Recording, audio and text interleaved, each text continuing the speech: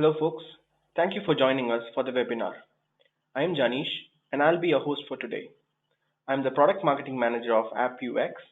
With me, I also have our Chief Customer Evangelist, Mr. Murli, on the panel today. Hello Murli. Good morning everyone, good afternoon, depending on where you are.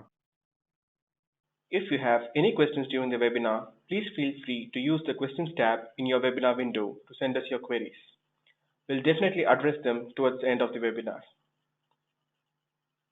Okay then, let's get started with our presentation. Our topic for today is how to prepare yourself for the next big PKI deprecation.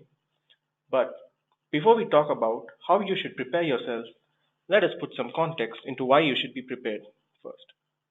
And what do we mean by a PKI deprecation? PKI deprecation is related to any event where an enterprise decides to deprecate or revoke a group of certificates with similar characteristics. These characteristics can be a hash function or a certificate authority for the sole purpose of moving to a stronger PKI. But why do such events occur?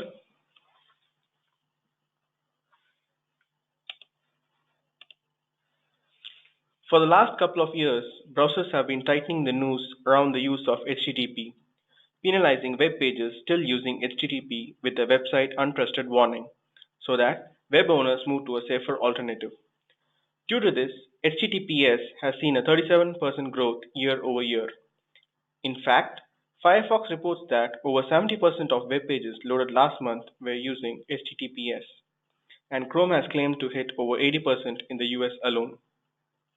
But the growth just doesn't stop there.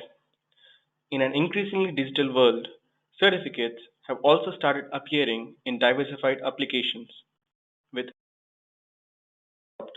apart from user certificates, document and code signing certificates.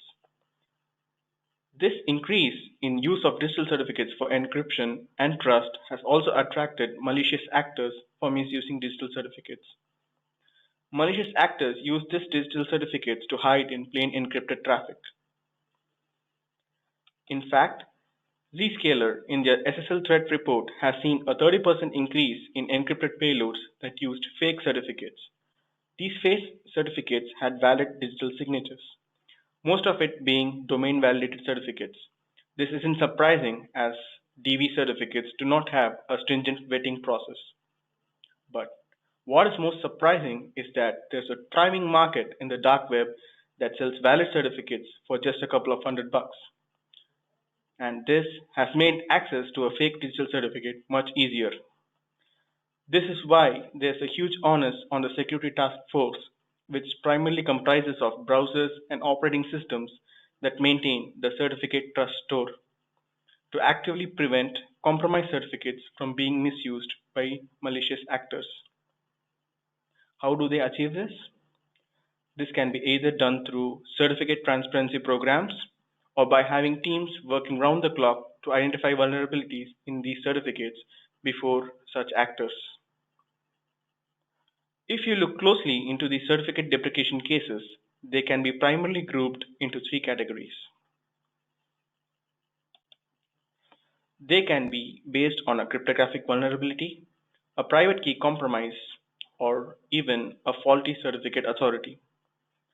Let us look at each category in more detail.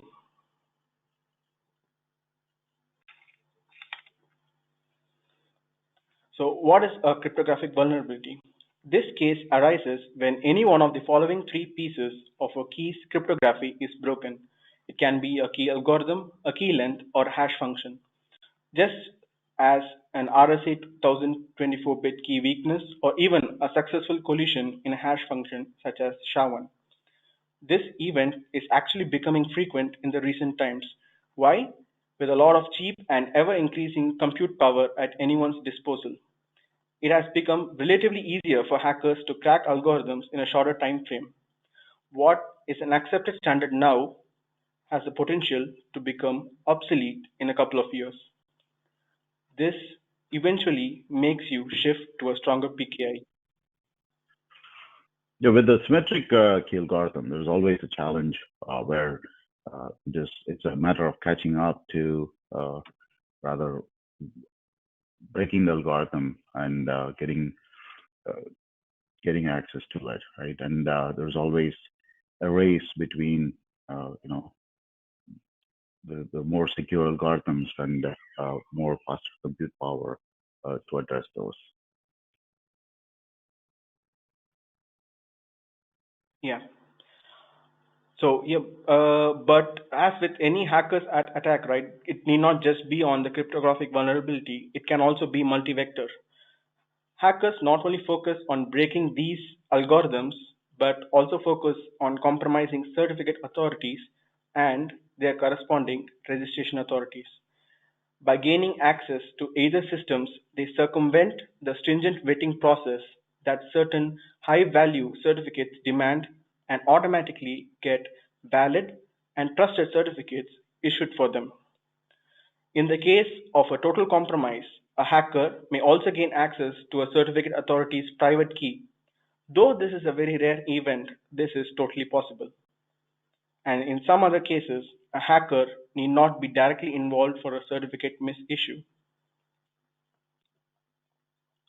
There have been a lot of incidents, current and in the past, where certificate authorities have been incapable of vetting certificate requests properly.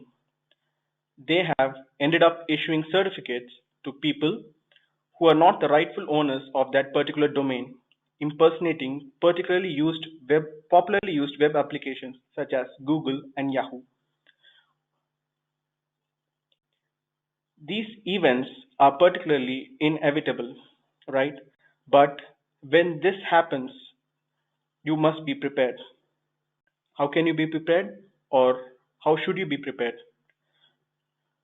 You need to locate, replace, and reinstall the group of certificates that need to be deprecated. And far too often, when this kind of attacks, this attack just cannot be on a particular cryptographic vulnerability or just a case of a faulty certificate authority, right? It can always it can also be a combination of these three. So when these attacks happen, you'll have to always locate, replace, and reinstall these deprecated certificates. What history has taught us is that there has been a lot of such incidents which has taken place where there's an expiry of intermediate or an expiry of a root certificate which needs to be transitioned to a new one, right? Or there's a compromise. Uh, all of those has triggered for an urgent migration or an urgent deprecation of a specific type of certificate. Right? And this could happen a lot more with internal certificate authorities as well, where there is a larger pool of devices using them, right? And the impact could be externally as well, exposed externally also when the internal application communication gets affected because of a certificate related event.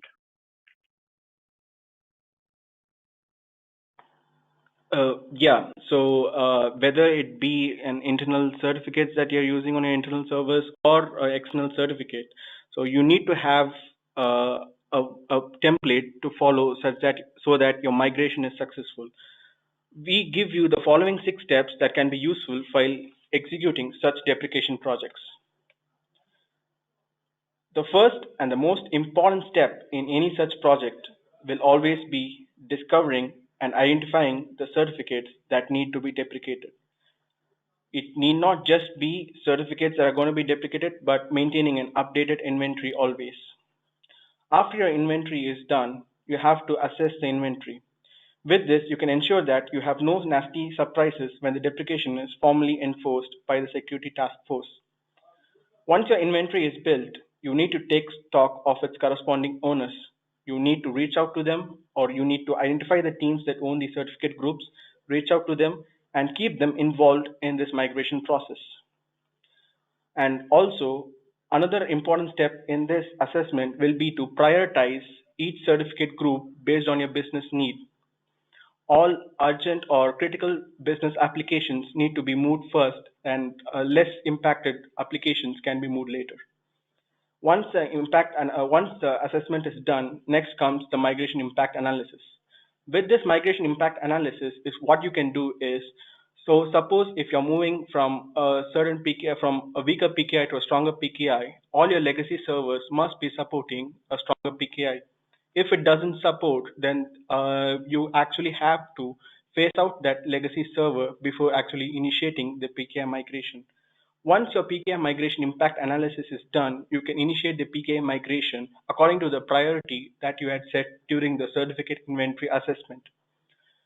Once your PKI migration is done, next is the validation. This is another important step. With validation, you need to validate all your certificates that were discovered during the first step have been replaced and properly installed in each of the end servers.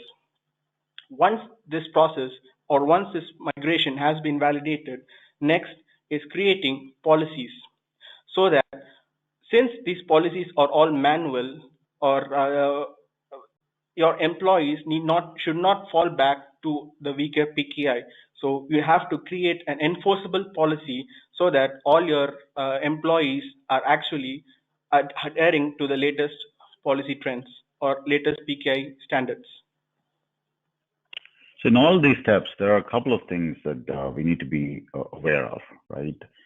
When we talk about, especially when we talk about impact analysis for a PKI migration, now there could be a requirement to use, um, 1024, 2048 keys, right? Higher bit keys, or even a more secure ciphers, and adding that into the existing legacy device, or even existing device, could increase the CPU, increase the load on the system. All those needs to be looked at, because a simple change on what we do can have repercussions on how the application is used, and all those needs to be analyzed before we jump into it, right? Especially when we are doing this in a bulk deprecation process. Similarly, from a policy perspective, right, it's easy to state a policy, right, where you can, enterprise-wide, you can actually list a policy stating you have to use 2048 keys. But then, how do we know that the users are creating a 2048 keys, right? Or how do we know that there are no self-signed certificates being used?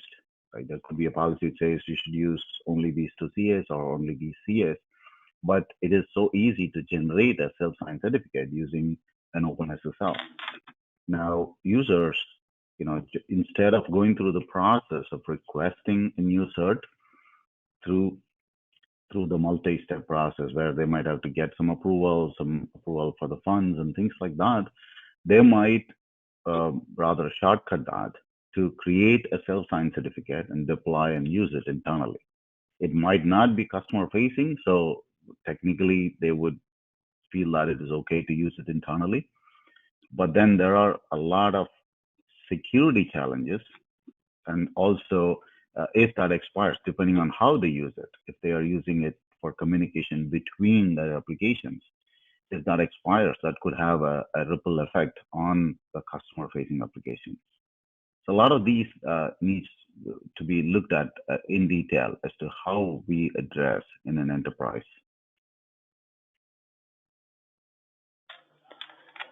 Yeah, so though this is a very pretty straightforward approach to any deprecation process, as Murli mentioned, there is a human element involved, and that is one of the major challenges: human error.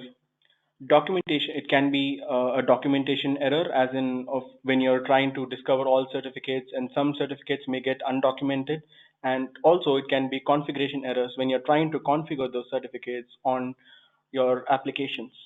So in any of those 6 steps, there's a possible of a human error that can be introduced. So 85% of enterprises today manage their digital certificates using manual methods, and this is actually an incapable certificate management system. Why? Because there's less visibility across certificates.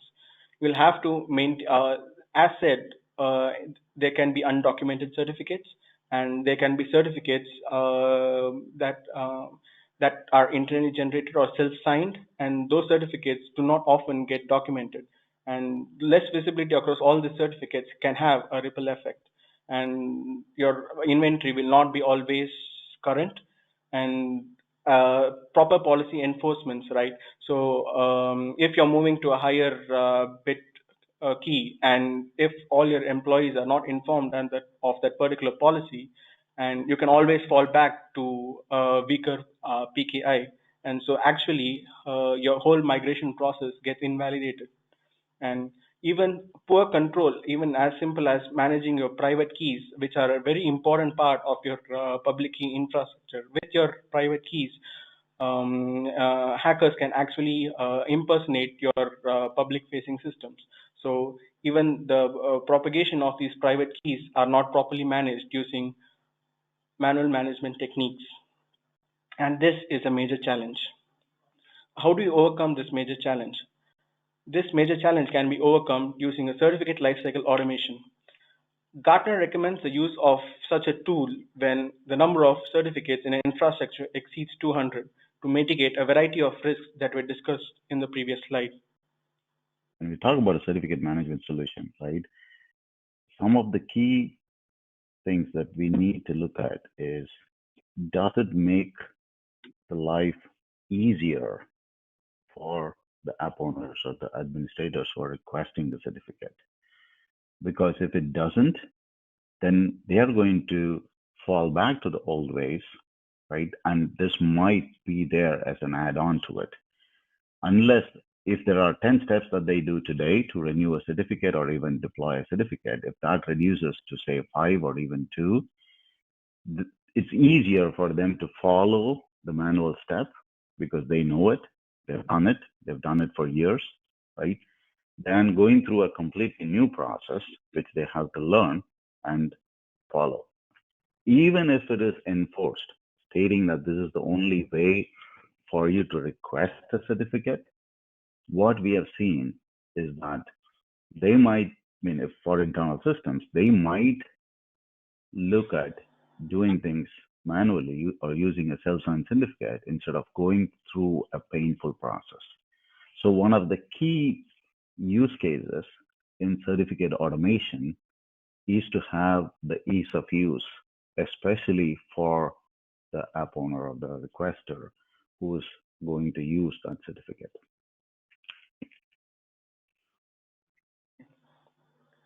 So how does actually CERT Plus make automation work for you? So CERT Plus integrates with various ADC devices, server devices, and also has its integrations with multiple certificate authorities, so that you have centralized visibility of all your certificates in a single pane of glass. You can automatically discover certificates from all supported ADC devices and servers and maintain an updated inventory always. There'll be no possibility of documentation errors in this case because it is completely automated. You can also, once these certificates are in your inventory, you can monitor them for their expiry. And also you can create a policy that governs this group of certificates, and you can get a weekly or any custom defined report for the non-compliance report based on these policies. You can enforce these policies stringently. And we can also provide granular role-based access control.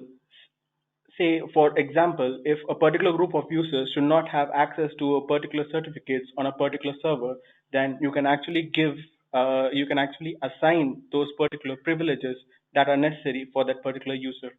In fact, we have also integrated with Active Directory systems like LDAP, TACACS, and Radius, and also change management systems such as BMC Remedy and ServiceNow, so that we complete the total automation picture. So one of the key use cases here is in that holistic view, in that single view, the whole life cycle of the certificate could be managed. So that even if the requester is not aware of the underlying technology, or if he is not aware of how stuff works, it makes it easier for him and intuitive for him to use. He could be a level 1 engineer who is requesting certificate to be deployed on an end device. Once it is set up, or he can set up in an intuitive way, once it is set up, it is a couple of clicks for him to get it working all from one page. And that is one of the key, which makes it easier for him to consume the service and request and manage the life cycle of that certificate.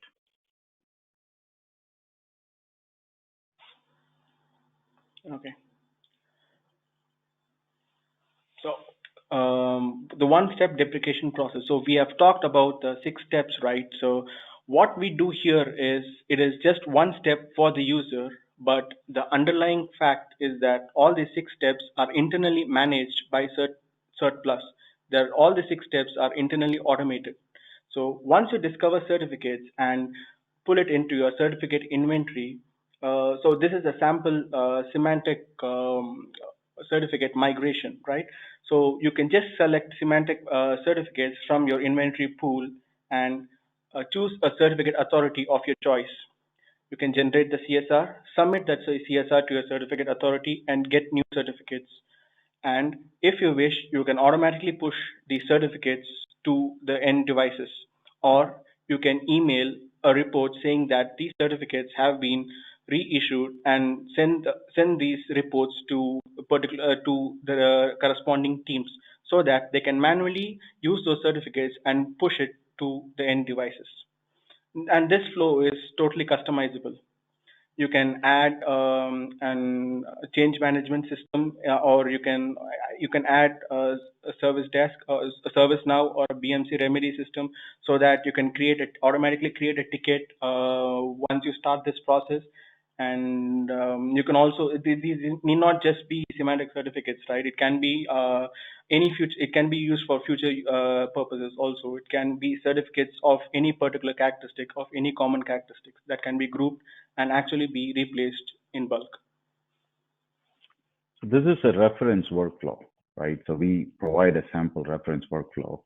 And when we say it is customizable, a couple of examples wherein your PKI team might want to renew, or rather request new certificates for all the common names that has been deployed from a new CA, right? And they decide to migrate over. The process can be set up in a way that it does the bulk creation of the certificate, generate the CSR, get the certificate, all that, and then sends email to app owners to schedule deployment on the end devices. So the app owners can schedule it during their downtime, right? And it can auto-generate a change ticket, right? Which could be auto-approved or rather go through the approval flow. During, after it is auto-approved, during the deployment, it would check if the change is approved, and then it can go deploy. And that deployment can also be automated. So all that depends on the enterprise process. It could be defined, right? Or there could be a case where you just want to, if there is a critical vulnerability which requires an immediate bulk high risk deployment, you could use that, where it basically goes and renews all the certificate and pushes it to all the devices and validates it to make sure everything is set up properly, all in bulk. So depending on what your requirement is, it could be modified or tweaked. And this shows just a reference as to how you could leverage it.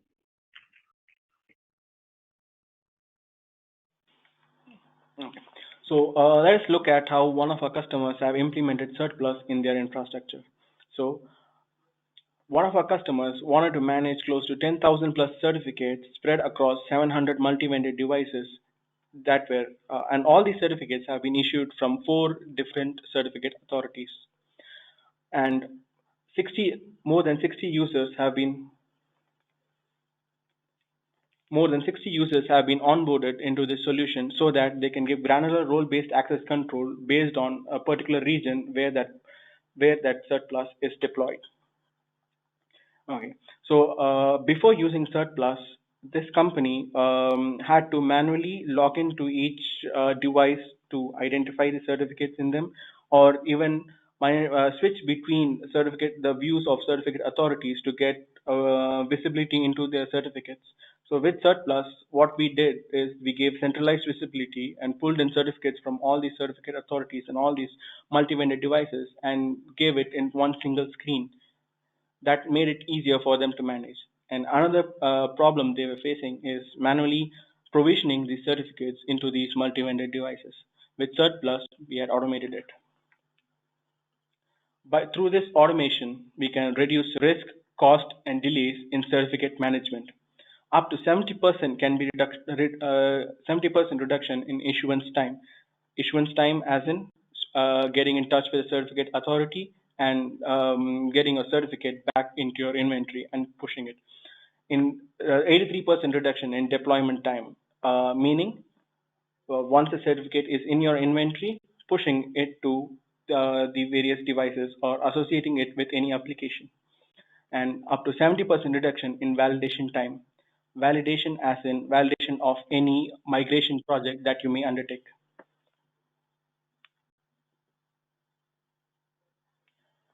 So in a nutshell, this is our value. Move faster, enforce compliance, eliminate errors, and reduce cost. We automate network infrastructure services, deliver and enforce compliance, remove manual steps in development and production, and also reduce cost for users who are planning to automate their network infrastructure.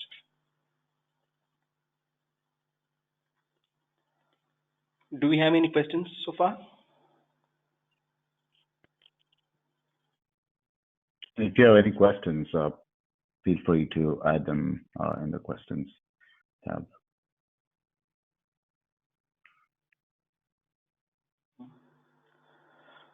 So we have one question here. With your discovery, how can I be sure that all certificates in my infrastructure are identified? Yeah, so it's always a challenge to gather all the certificates, right? And I don't think we can be too sure that we got all the certificates. Now we can be pretty close. Now with the network scanning and with authenticated discovery, where you go into the device and look for certs and all that, majority of the certs would be pulled in, right, into the inventory. But then there could be other certificates which are used by applications for internal communications between them.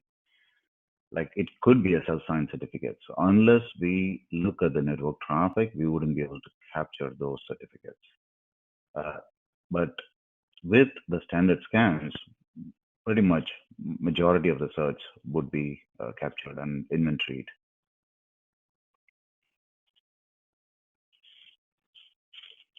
We have one more question. After the migration, how can I validate my migration? Is there a better way?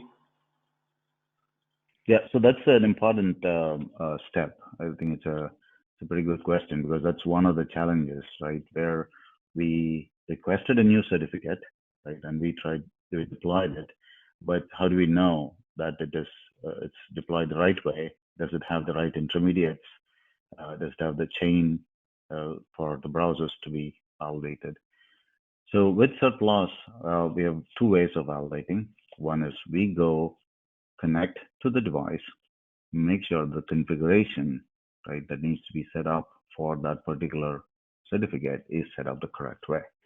And then there is another validation where we go connect, just like a user would connect, and validate the chain to make sure the intermediates and the CAs are there and all are trusted. And that gets reported as a validation report to make sure, both ways, both the configuration and also connection is successful. There are cases where the DNS might not be there. It could be an external facing DNS, or it could be a B2B or an internal DNS. So there are ways to handle those scenarios where you pass the IP and define what domain it needs to be validated on, or what domain needs to be checked on, then we would go as part of the validation, periodically check those, and we can be pretty sure that it is set up the right way. And it is trusted by most of the browsers as well.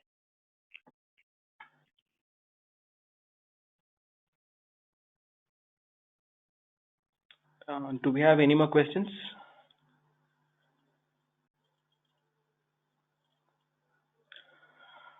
Okay, then that wraps up our session for today.